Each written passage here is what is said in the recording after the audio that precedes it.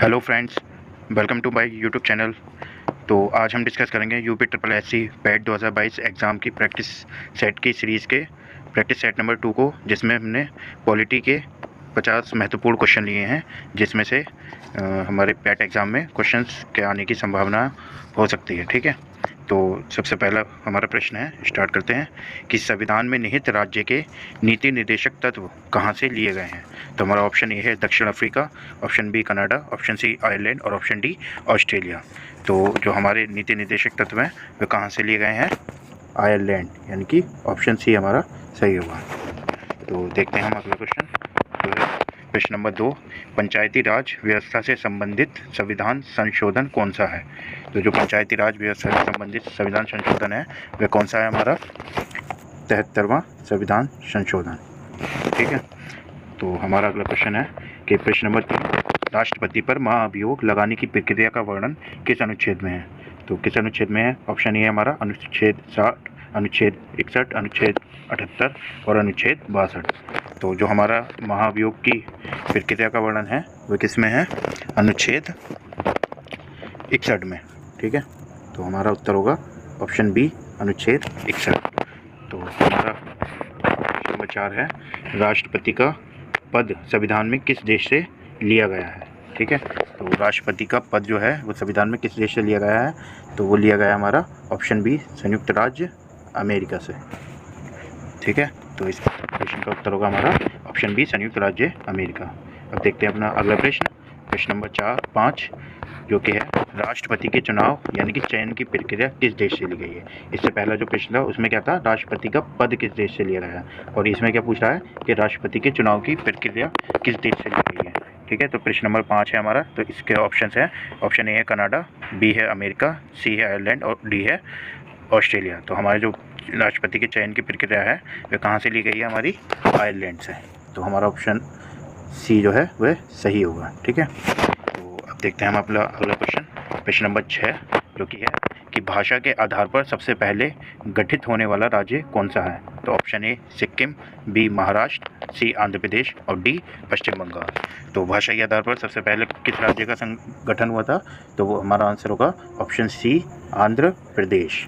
ठीक है, इसके बाद क्वेश्चन नंबर 7 है हमारा, भारतीय संविधान में सर्वप्रथम संशोधन किस वर्ष किया गया था? यानी कि भारतीय संविधान जब लागू हुआ था उसके बाद सबसे पहला संशोधन किस वर्ष किया गया था? सन 1950 में, 51 में, 52 में या फिर 49 में। ठीक है, तो सबसे पहला जो संविधान संशोधन है वो हमारा कब हुआ था? सन 1951, यानी कि ऑप्शन बी जो है हमारा वो सही होगा। ठीक है, चलिए देखते हैं अपना अगला प्रश्न, प्रश्न नंबर 8, किस संशोधन के द्वारा शिक्षा को समवर्ती सूची में सम्मिलित किया गया है? तो वह कौन सा संशोधन है जिसके द्वारा शिक्षा को समवर्ती सूची में सम्मिलित कर लिया गया है? तो वह कौन सा है? 61वां, 42वां, 46वां या फिर 44वां? तो हमारे प्रश्न का उत्तर होगा इसमें 42वें संविधान संशोधन के द्वारा जो है शिक्षा को समवर्ती सूची में शामिल कर लिया गया है। ठीक है, चलिए देखते हैं अगला प्रश्न, जो कि हमारा प्रश्न नंबर, तो ये क्या कह रहा है कि किस एक्ट के द्वारा बंगाल के गवर्नर जनरल को भारत का गवर्नर जनरल बनाया गया था? तो वह कौन सा एक्ट था जिसके द्वारा बंगाल का जो गवर्नर था उसको संपूर्ण भारत का गवर्नर जनरल बना दिया गया? तो वह कौन सा एक्ट था? 1773 का रेगुलेटिंग एक्ट, या 1833 का चार्टर एक्ट, या 1853 का चार्टर एक्ट, या फिर 1784 का पिट्स इंडिया एक्ट? तो इस प्रश्न का हमारा उत्तर होगा ऑप्शन बी, यानी कि 1833 का चार्टर एक्ट। ठीक है, तो हमारा अगला क्वेश्चन है प्रश्न नंबर 9, ये शायद 2 टाइप मिस्टेक हो गई, प्रश्न नंबर हमारा 10 होगा यहाँ पर। ठीक है, तो यहाँ प्रश्न नंबर हमारा 10 होगा। तो क्या है कि स्वतंत्र भारत के प्रथम आम चुनाव कब हुए थे? तो ये पूछा है कि जब भारत हमारा आज़ाद हो गया था उसके बाद सबसे पहले आम चुनाव किस वर्ष हुए थे? ठीक है, तो हमारा 1948 में, 1951 में, 1950 में या फिर 1952 में? तो हमारा उत्तर क्या होगा इसमें? ऑप्शन डी सही होगा, 1952 में आम चुनाव प्रथम बार हुए थे। ठीक है, चलिए देखते हैं अपना अगला क्वेश्चन, प्रश्न नंबर 11, जो पूछ रहा है कि राज्यसभा का प्रधान सभापति कौन होता है? ठीक है, तो कौन होता है? राष्ट्रपति होता है, उपराष्ट्रपति होता है, लोकसभा का अध्यक्ष होता है या फिर राज्यपाल होता है? तो राज्यसभा का उपसभापति कौन होता है? ऑप्शन बी हमारा यहाँ सही होगा, उप राष्ट्रपति। ठीक है, चलिए हमारा देखते हैं अगले प्रश्न। प्रश्न नंबर 12, भारतीय संविधान को कब अंगीकृत किया गया? तो यहाँ पूछ रहा है कि कब अंगीकृत किया गया, कब लागू किया गया, ये नहीं पूछा है, बल्कि क्या पूछा है, भारतीय संविधान को कब अंगीकृत किया गया। तो ऑप्शन है हमारे, ऑप्शन ए 26 जनवरी 1949, 24 जनवरी 1950, 26 नवंबर 1950 या फिर 26 नवंबर 1949। ठीक है, तो इस प्रश्न का हमारा आंसर क्या होगा? ऑप्शन डी, यानी कि 26 नवंबर 1949 को। ठीक है, तो देखते हैं अगला प्रश्न। प्रश्न नंबर 13 जो कह रहा है कि भारत में पहली बार संविधान दिवस कब मनाया गया था? तो भारत में पहली बार संविधान दिवस कब मनाया गया था? 2014 में, 2015 में या फिर 2016 या 2017 में। तो जो हमारा संविधान दिवस पहली बार मनाया गया था वो किस वर्ष मनाया गया था? ऑप्शन बी हमारा सही होगा, 2015 में। ठीक है, इसके बाद हमारा प्रश्न नंबर 14 है कि प्रारूप समिति के अध्यक्ष कौन थे? ठीक है, तो कौन थे? ऑप्शन ए हमारा राजेंद्र प्रसाद, बी जवाहरलाल नेहरू, सी डॉक्टर भीमराव अम्बेडकर और डी सच्चिदानंद सिन्हा। तो प्रारूप समिति के अध्यक्ष कौन थे हमारे?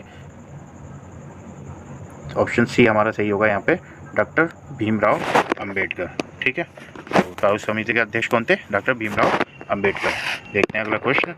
प्रश्न नंबर 15, यानी कि संविधान सभा के गठन से संबंधित मिशन योजना कौन सी है? यानी कि किस मिशन के तहत संविधान सभा का स्थापना हुई या संविधान सभा का गठन हुआ? ठीक है, तो कौन सा है? ऑप्शन ए हमारा क्रिप्स मिशन, बी अगस्त प्रस्ताव, सी कैबिनेट मिशन या फिर डी वेवेल योजना। तो जो संविधान सभा का गठन किया गया था वो किस मिशन के तहत किया गया था? तो ऑप्शन सी हमारा सही होगा यहाँ पर, कैबिनेट मिशन के तहत। ठीक है, चलिए देखते हैं अगला प्रश्न अपना। प्रश्न नंबर 16, किस अधिनियम को मिनी संविधान कहा जाता है? ठीक है, या कह सकते हैं कि किस अधिनियम को लघु संविधान हम कह सकते हैं। ठीक है, तो वो कौन सा है? ऑप्शन ए 1833 का चार्टर एक्ट, 1784 का पिट्स इंडिया एक्ट या 1935 का भारत सरकार अधिनियम या फिर 1861 का भारत परिषद अधिनियम। तो इस प्रश्न का हमारा उत्तर क्या होगा? ऑप्शन सी इसका सही होगा, 1935 का भारत सरकार अधिनियम। ठीक है, चलिए देखते हैं अपना अगला प्रश्न जो कि है, राष्ट्रीय ध्वज को कब अपनाया गया? तो राष्ट्रीय ध्वज को कब अपनाया गया था? 24 जनवरी 1950 को, 26 नवंबर 1949 को या 22 जुलाई 1947 या फिर 22 जुलाई 1950 को। तो इस प्रश्न का हमारा उत्तर क्या होगा कि राष्ट्रीय ध्वज को, ऑप्शन सी हमारा यहाँ सही होगा, 22 जुलाई 1947 को अपनाया गया था। ठीक है, चलिए देखते हैं अगला प्रश्न। प्रश्न नंबर हमारा 18, पंडित जवाहरलाल नेहरू ने उद्देश्य प्रस्ताव कब प्रस्तुत किया था?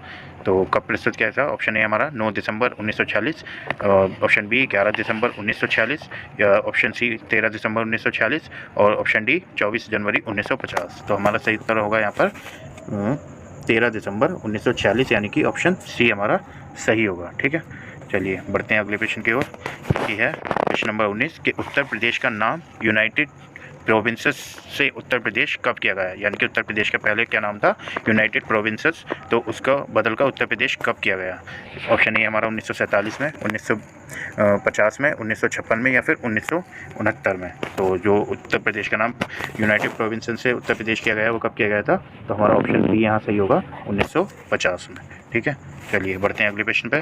तो प्रश्न नंबर 20 हमारा है, मूल कर्तव्य किस देश के संविधान से लिए गए हैं? तो किस देश के संविधान से लिए गए हैं? तो ऑप्शन ए हमारा संयुक्त राज्य अमेरिका, option B Ireland, option C रूस यानी कि सोवियत संघ रूस या फिर ऑप्शन डी कनाडा। तो जो हमारे मूल कर्तव्य हैं वो किस देश से लिए गए हैं हमारे?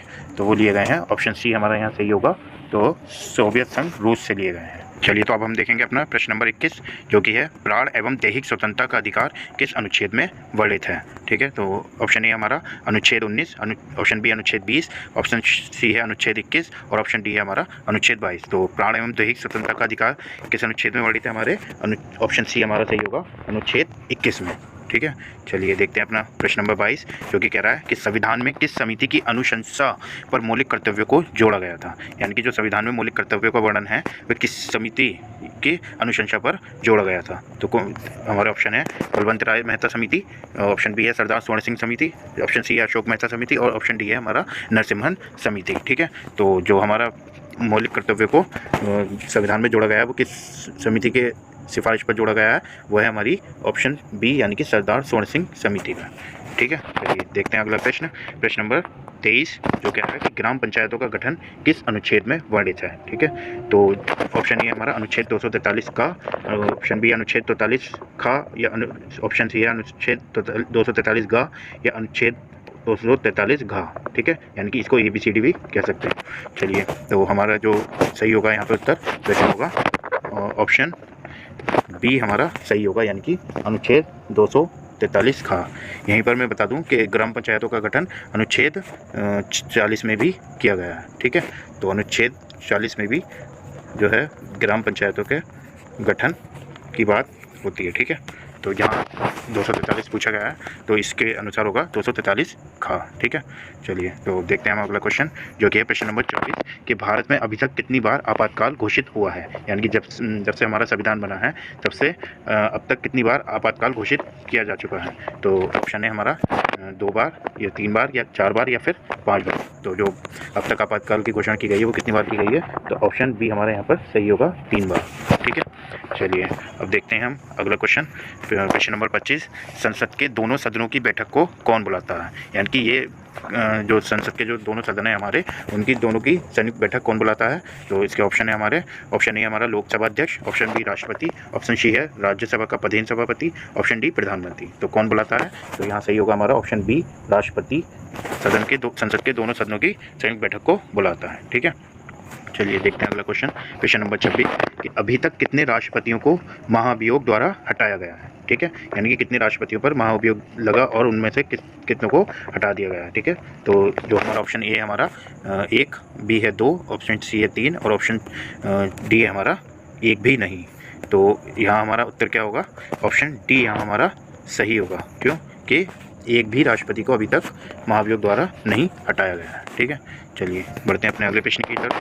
तो प्रश्न नंबर 27 है हमारा, निम्न में से किस वीटो शक्ति के अंतर्गत राष्ट्रपति की किसी भी विधेयक को संसद के पास पुनर्विचार हेतु भेज सकता है। यानी कि राष्ट्रपति जो है उसको 3 प्रकार की वीटो शक्ति प्राप्त है, तो वह उनमें से कौन सा ऐसा वीटो शक्ति है जिसके द्वारा वे संसद के पास किसी भी विधेयक को पुनर्विचार हेतु भेज सकता है। तो वे कौन से हैं, ऑप्शन ए जेबी वीटो, ऑप्शन बी निरपेक्ष वीटो, ऑप्शन सी निलंबनकारी वीटो या फिर ऑप्शन डी सभी के द्वारा। तो यहाँ हमारा सही उत्तर होगा ऑप्शन सी निलंबनकारी वीटो के द्वारा। ठीक है, चलिए देखते हैं अगला क्वेश्चन जो कि है प्रश्न नंबर 28 कि किस संविधान संशोधन के द्वारा मतदान की आयु को 21 वर्ष से घटाकर 18 वर्ष किया गया। तो पूछा है, ऑप्शन ए हमारा 35वें संविधान संशोधन, ऑप्शन बी 42वें संविधान संशोधन, ऑप्शन सी है 44वें संविधान संशोधन या ऑप्शन डी 61वें संविधान संशोधन। तो जो हमारा मतदान की आयु को 21 से घटा करके 18 वर्ष किया गया था वो किस संविधान संशोधन के द्वारा किया गया था, ऑप्शन डी हमारा यहाँ पर सही होगा। तो 61वें संविधान संशोधन के द्वारा क्या किया गया था, 21 वर्ष से घटा करके 18 वर्ष हमारी मतदान आयु की गई थी। ठीक है, चलिए देखते हैं प्रश्न नंबर 29 कि इलेक्ट्रॉनिक वोटिंग मशीन का प्रयोग करने वाला पहला राज्य कौन सा था। तो जो EVM का सबसे पहले प्रयोग किया था वो कौन सा राज्य था, option A Karnataka, option B Tamil Nadu, option C Kerala या ऑप्शन डी उत्तर प्रदेश। तो जो सबसे पहले यूज़ किया था वो किसने किया था, हमारे केरल राज्य ने। ठीक है, तो यहाँ उत्तर सही होगा हमारा ऑप्शन सी केरल। चलिए बढ़ते हैं अगले प्रश्न की तरफ। तो ये प्रश्न नंबर 30 मंत्रिपरिषद सामूहिक रूप से किसके प्रति जिम्मेदार होता है। ठीक है, तो किसके प्रति होता है, राष्ट्रपति के, लोकसभा के या लोकसभा प्रधानमंत्री के या फिर लोकसभा अध्यक्ष के। तो किसके प्रति मंत्रिपरिषद सामूहिक रूप से किसके प्रति जिम्मेदार होता है या फिर जवाबदेह होता है, तो वो होता है हमारा ऑप्शन हमारा यहाँ पे सही होगा ऑप्शन नंबर बी यानी कि लोकसभा के। ठीक है, चलिए आगे बढ़ते हैं प्रश्न नंबर 31 जवाहरलाल नेहरू द्वारा प्रस्तुत उद्देश्य प्रस्ताव को कब स्थापना के रूप में स्वीकार किया गया। तो इससे पहले हमारा प्रश्न था कि जवाहरलाल नेहरू ने उद्देश्य प्रस्ताव कब पारित किया। तो 13 दिसंबर 1946 में तो पारित किया गया था, लेकिन इस उद्देश्य प्रस्ताव को प्रस्तावना के रूप में कब स्वीकार किया गया था, तो कब किया गया था, ऑप्शन ए हमारा 24 जनवरी 1950, ऑप्शन बी 22 जनवरी 1947, ऑप्शन सी 26 जनवरी 1949, ऑप्शन डी हमारा 24 जनवरी 1950। तो कब किया गया था, तो ये किया गया था हमारा ऑप्शन बी हमारा सही होगा 22 जनवरी 1947 को। ठीक है, चलिए देखते हैं अगला प्रश्न, प्रश्न नंबर 32 कि भारत की संप्रभुता किस में निहित है। यानी कि जो भारत की संप्रभुता है वह किस में निहित है। तो ऑप्शन ए हमारा राष्ट्रपति में, ऑप्शन बी संसद में, ऑप्शन सी जनता में या ऑप्शन डी न्यायालय में। तो जो भारत की संप्रभुता है कि हम भारत के लोग, तो वो क्या कहती है कि भारत की संप्रभुता भारत की जनता में निहित है। ठीक है, चलिए बढ़ते हैं अगले क्वेश्चन की तरफ। तो क्वेश्चन नंबर 33 जो है हमारा पूछ रहा है कि संविधान सभा में एकमात्र मुस्लिम महिला सदस्य थी। ठीक है, तो जो संविधान सभा थी उसमें 15 महिलाएं शामिल थी, तो जिसमें से एकमात्र मुस्लिम महिला कौन थी हमारी? तो ऑप्शन ए है हमारा फातिमा बीवी, ऑप्शन बी बेगम रसूल, ऑप्शन सी बेगम एजाज रसूल, ऑप्शन डी है बेगम हजरत महल। तो जो एकमात्र मुस्लिम महिला थी संविधान सभा में वो कौन सी? तो वो है ऑप्शन सी बेगम एजाज रसूल। ठीक है, चलिए आगे बढ़ते हैं। क्वेश्चन नंबर 34, संविधान के किस भाग को भारत का मैग्ना कार्टा कहा जाता है? तो भाग 2 को, भाग 3 को, भाग 4 को या फिर भाग 20 को। ठीक है, तो भारत का मैग्ना कार्टा किस भाग को कहा जाता है? तो ऑप्शन बी हमारा सही होगा यहाँ पर, भाग 3 को भारत का मैग्ना कार्टा कहा जाता है। चलिए तो देखते हैं अगला प्रश्न। प्रश्न नंबर 35 कि प्रारूप समिति का गठन कब किया गया था? तो ऑप्शन ए हमारा 26 जुलाई 1947 को, 29 अगस्त 1947 को, 24 जनवरी 1950 को या फिर 9 दिसंबर 1946 को। तो कब किया गया था प्रारूप समिति का गठन? तो इसका उत्तर होगा हमारा 29 अगस्त 1947, यानी कि ऑप्शन बी हमारा सही होगा। ठीक है, चलिए देखते हैं अगला प्रश्न हमारा। प्रश्न नंबर 36, पंचवर्षीय योजना कार्यक्रम को कहाँ से लिया गया है? तो कहाँ से लिया गया है? ऑप्शन ए दक्षिण अफ्रीका, ऑप्शन बी अमेरिका, ऑप्शन सी रूस या ऑप्शन डी फ्रांस। तो जो पंचवर्षीय योजना कार्यक्रम है तो हमारा कहाँ से लिया गया है? तो वो लिया गया है हमारा सोवियत संघ रूस से। ठीक है, तो ऑप्शन सी हमारे यहाँ सही होगा। ठीक है, चलिए देखते हैं अगला प्रश्न। तो प्रश्न नंबर 37 कह रहा है कि संपत्ति के अधिकार को किस संविधान संशोधन के द्वारा हटाया गया? ठीक है, तो जो पहले संपत्ति का अधिकार था हमारा वह कैसा था? हमारा मौलिक अधिकार, तो उसको हटा दिया गया है। तो वह किस संविधान संशोधन के द्वारा हटाया गया है? तो कौन सा है? ऑप्शन ए 42वें संविधान संशोधन 1976 के द्वारा, 44वें संविधान संशोधन 1978 के द्वारा, 73वें संविधान संशोधन 1992 के द्वारा या 74वें संविधान संशोधन 1993 के द्वारा। तो किस संविधान संशोधन द्वारा संपत्ति के अधिकार को हटाया गया है? तो वह हमारा 44वें संविधान संशोधन 1978, यानी कि ऑप्शन बी जो है वो हमारा सही हो जाएगा। ठीक है, चलिए देखते हैं अगला प्रश्न। प्रश्न नंबर 38, यानी कि बिना हथियार के शांतिपूर्ण सम्मेलन करने के अधिकार का वर्णन किस अनुच्छेद में है? तो जो हमारा स्वतंत्रता का अधिकार है उसमें से शांतिपूर्ण सम्मेलन करने का अधिकार किस अनुच्छेद में दिया गया है? तो वह दिया गया है अनुच्छेद ऑप्शन 19 सी में, यानी कि ऑप्शन सी हमारा सही होगा, अनुच्छेद 19 ठीक है, चलिए देखते हैं अगला प्रश्न। प्रश्न नंबर 39, किसने राज्य के नीति निर्देशक तत्वों को पोस्ट डेटेड चेक कहा है? ठीक है, जो राज्य के नीति निर्देशक तत्व है हमारे यानी DPSP, तो इसको पोस्ट डेटेड चेक किसने कहा है? तो किसने कहा है? ऑप्शन ए हमारा Mahatma Gandhi, option B Bhimrao Ambedkar, option C हमारा KT शाह या ऑप्शन डी JB कृपलानी। तो किसने कहा है राज्य के नीति निर्देशक तत्वों को पोस्ट डेटेड चेक? तो वो कहा है हमारे ऑप्शन सी KT शाह ने कहा। ठीक है, चलिए देखते हैं अगला प्रश्न जो कि है प्रश्न नंबर 40 कि वार्षिक वित्तीय विवरण का वर्णन किस अनुच्छेद में है? तो वार्षिक वित्तीय विवरण जो है वो बजट को ही कहते हैं, लेकिन सामान्यतः बजट के लिए कोई भी किसी भी प्रकार का संविधान में वर्णन नहीं किया गया है। ठीक है, तो वार्षिक वित्तीय विवरण के रूप में बजट को वर्णित किया गया है। तो ये किस अनुच्छेद में किया गया है? तो वह कौन सा है? तो ऑप्शन ए अनुच्छेद 110, ऑप्शन बी अनुच्छेद 112, ऑप्शन सी अनुच्छेद 114 या ऑप्शन डी अनुच्छेद 109। तो जो वार्षिक वित्तीय विवरण का वर्णन किया गया है वह किस में किया गया है? ऑप्शन बी हमारा सही होगा, अनुच्छेद 112 में। तो हम देखेंगे अपना अगला प्रश्न जो कि है प्रश्न नंबर 41 कि दल बदल से संबंधित प्रावधानों का उल्लेख किस अनुसूची में है? तो वर्तमान में हमारे संविधान में कितनी अनुसूचियां हैं? 12, जबकि जब संविधान लागू हुआ था उस समय कितनी थी? 8 अनुसूची। तो जो दल बदल की अनुसूची है, दल बदल से संबंधित प्रावधान है वो किस अनुसूची में है? तो ऑप्शन ए हमारा 7वीं, बी है 8वीं, सी 10वीं और डी 11वीं। तो जो हमारी दल बदल से संबंधित अनुसूची है वो कौन सी है? हमारी ऑप्शन सी यहाँ पर सही होगा, 10वीं अनुसूची। ठीक है, चलिए देखते हैं अगला प्रश्न। प्रश्न नंबर 42 कि राज्यसभा के सदस्यों के लिए न्यूनतम आयु कितने वर्ष निर्धारित है? 35 वर्ष, 25 वर्ष, 30 वर्ष या फिर 21 वर्ष। तो राज्यसभा के सदस्य बनने के लिए न्यूनतम आयु कितनी वर्ष होनी चाहिए? तो वो ऑप्शन सी हमारा यहाँ पर सही होगा, 30 वर्ष। ठीक है, चलिए हमारा प्रश्न नंबर 43 है कि नीति आयोग के सदस्य किसके समक्ष शपथ लेते हैं? ठीक है, तो किसके समक्ष शपथ लेते हैं? ए राष्ट्रपति, बी लोकसभा अध्यक्ष, सी प्रधानमंत्री या फिर डी मुख्य न्यायाधीश। तो जो नीति आयोग के सदस्य होते हैं वे किसके समक्ष शपथ लेते हैं अपनी? वो लेते हैं ऑप्शन सी हमारा सही होगा, प्रधानमंत्री के समक्ष। ठीक है, चलिए देखते हैं प्रश्न नंबर 44 जो कि हमारा राष्ट्रीय ज्ञान आयोग की स्थापना कब हुई? 2004 में, 2005 में, 2006 में या फिर 2014 में। तो जो राष्ट्रीय ज्ञान आयोग है उसकी स्थापना कब हुई थी? ऑप्शन बी हमारा यहाँ सही होगा, 2005 में हुई थी।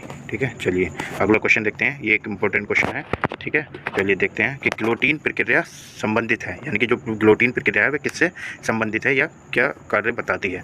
तो ऑप्शन ए हमारा सदन में किसी प्रश्न का मौखिक रूप से उत्तर देना गिलोटिन कहलाता है या गिलोटिन प्रक्रिया कहलाती है, या फिर ऑप्शन बी हमारा सदन में किसी प्रश्न का उत्तर लिखित रूप में देने को कहते हैं, या फिर किसी विधेयक पर विचार विनिमय को शीघ्र समाप्त करने की प्रक्रिया क्या कहलाती है, गिलोटिन कहलाती है, या फिर ऑप्शन डी हमारा राष्ट्रीय महत्व के मामले में सरकार द्वारा एक दस्तावेज प्रकाशित करने की प्रक्रिया को गिलोटिन प्रक्रिया कहते हैं। तो अब यहाँ हमारा ऑप्शन जो उत्तर होगा वह होगा ऑप्शन सी। ठीक है, किसी विधेयक पर विचार विनिमय को शीघ्र समाप्त करने की प्रक्रिया क्या कहलाती है, गिलोटिन प्रक्रिया कहलाती है। ठीक है, चलिए देखते हैं अगला क्वेश्चन, प्रश्न नंबर 46 कि 36वां संविधान संशोधन किस राज्य से संबंधित है। तो ऑप्शन ए हमारा Andhra Pradesh, option B Jammu Kashmir, option C Sikkim, option D है हमारा मेघालय। तो जो 36वां संविधान संशोधन है हमारा वो किस राज्य से संबंधित है, तो वह है ऑप्शन सी सिक्किम राज्य से। ठीक है, चलिए देखते हैं अगला क्वेश्चन, प्रश्न नंबर 47 हमारे देश के राष्ट्रीय चिन्ह को कब अपनाया गया। जो हमारा राष्ट्रीय चिन्ह है अशोक स्तंभ, तो उसको कब अपनाया गया। ऑप्शन ए हमारा 24 जनवरी 1950, 22 जुलाई 1947, 26 जनवरी 1950 या फिर 26 नवंबर 1949 को। तो जो हमारे देश का राष्ट्रीय चिन्ह है उसको कब अपनाया गया, तो ऑप्शन सी हमारा यहाँ पर सही होगा, और 26 जनवरी 1950 को, यानी कि जिस दिन हमारा संविधान लागू हुआ। ठीक है, चलिए प्रश्न नंबर 48 देखते हैं कि वर्तमान में संपत्ति के अधिकार का वर्णन किस अनुच्छेद में है। तो जो हमारा संपत्ति का अधिकार है वह अब कानूनी अधिकार हो चुका है, तो वह उसका वर्णन किस अनुच्छेद में है, तो अनुच्छेद 300 में, अनुच्छेद 300 का में, अनुच्छेद 295 में, या फिर अनुच्छेद 31 में। ठीक है, तो यहाँ हमारा सही उत्तर होगा ऑप्शन बी 300 का में संपत्ति का वर्णन है। ठीक है, संपत्ति के अधिकार का वर्णन है। चलिए देखते हैं हम अगला प्रश्न, प्रश्न नंबर 49 कृषि किस सूची में सम्मिलित है। ठीक है, तो जो हमारी 3 सूचियां हैं, केंद्रीय सूची, राज्य सूची और समवर्ती सूची, तो जो कृषि है वह किस सूची का विषय है। तो ऑप्शन ए हमारा केंद्र सूची, बी राज्य सूची, सी समवर्ती सूची और डी हमारा उपरोक्त में से कोई नहीं। तो जो कृषि है वह हमारा किस सूची में आता है, तो वह आता है हमारा राज्य सूची के अंतर्गत, यानी कि कृषि किस सूची का विषय है, राज्य सूची का। चलिए बढ़ते हैं अगले प्रश्न की ओर, यानी कि आज के हमारे अंतिम प्रश्न, यानी कि प्रश्न नंबर 50 की ओर। तो जो कि कह रहा है कि 70वां संविधान संशोधन किससे संबंधित है। तो ऑप्शन ए हमारा संविधान की 8वीं अनुसूची में 3 भाषाओं मणिपुर, नेपाली तथा कोंकणी को जोड़ने से संबंधित, या फिर ऑप्शन बी हमारा परिसीमन आयोग के गठन की व्यवस्था से संबंधित, या फिर ऑप्शन सी हमारा मतदान की आयु को 21 वर्ष से घटाकर 18 वर्ष करने से संबंधित, या फिर ऑप्शन डी हमारा राष्ट्रपति के निर्वाचक मंडल में दिल्ली तथा पांडुचेरी संघ राज्य क्षेत्रों की विधानसभाओं के सदस्यों को शामिल करने से संबंधित। तो जो हमारा 70वां संविधान संशोधन है वह किससे संबंधित है, तो वह संबंधित है हमारे ऑप्शन डी हमारा यहाँ पर सही होगा, किससे संबंधित है, राष्ट्रपति के निर्वाचन से संबंधित है। राष्ट्रपति के निर्वाचक मंडल में दिल्ली और पांडुचेरी जो है हमारे, तो इन 2 राज्यों के विधानसभाओं के सदस्यों को शामिल करने से संबंधित है हमारा 70वां संविधान संशोधन। ठीक है, तो ये हुआ हमारा प्रैक्टिस सेट नंबर 2 कंप्लीट। तो आई होप कि आपको वीडियो अच्छी लगी होगी, और अगर वीडियो अच्छी लगी हो तो आप वीडियो को लाइक करें, शेयर करें, कमेंट करें और चैनल को सब्सक्राइब करें। मिलते हैं हम अपने नेक्स्ट प्रैक्टिस सेट के साथ। ठीक है, चलिए जब तक के लिए थैंक यू।